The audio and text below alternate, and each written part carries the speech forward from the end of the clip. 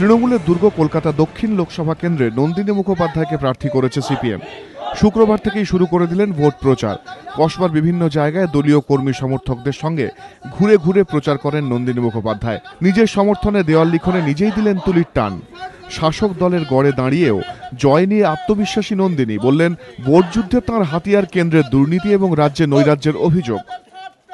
গত এক দশক ধরে আমরা যে কেন্দ্রীয় সরকারের যে ব্যর্থতা দেখেছি, বিভিন্ন জায়গায় যে প্রবল দুর্নীতি দেখেছি, এবং তার পাশাপাশি বর্তমান রাজ্য সরকারের এই গত 2.5 বছরের যে রাজত্ব, সেটা একটা শিক্ষাক্ষেত্রে নৈরাজ্য, নারী নির্যাতন, এরকম একটা নৈরাজ্য যে পরিবেশ চলছে, সেই জায়গাটাই আমরা মানুষের কাছে নিয়ে যেতে চাইছি।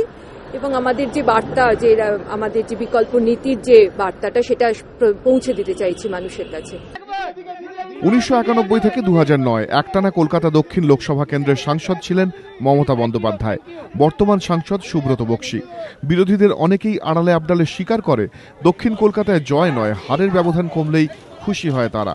যদিও যাদবপুরের অধ্যাপিকা নন্দিনী স্পষ্ট জানালেন তাঁর লক্ষ্য জয়।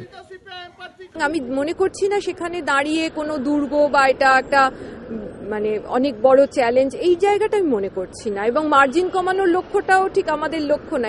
এখানটা আমরা জয়ের লক্ষ্যেই আমরা এই জায়গায় প্রচারটা শুরু করেছি। ভবানীপুর বিধানসভা কেন্দ্রের উপনির্বাচনে মমতা বন্দ্যোপাধ্যায়ের বিরুদ্ধে দাঁড়িয়েছিলেন নন্দিনী মুখোপাধ্যায়। বড় ব্যবধানে হারতে হয়েছিল। এবার লোকসভা ভোটে প্রতিদ্বন্দ্বী তৃণমূলের সুব্রত বক্সী এবং বিজেপির তথাগত রায়।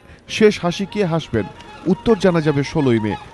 সঞ্চয়ের মিত্র, এবিপি আনন্দ, কলকাতা।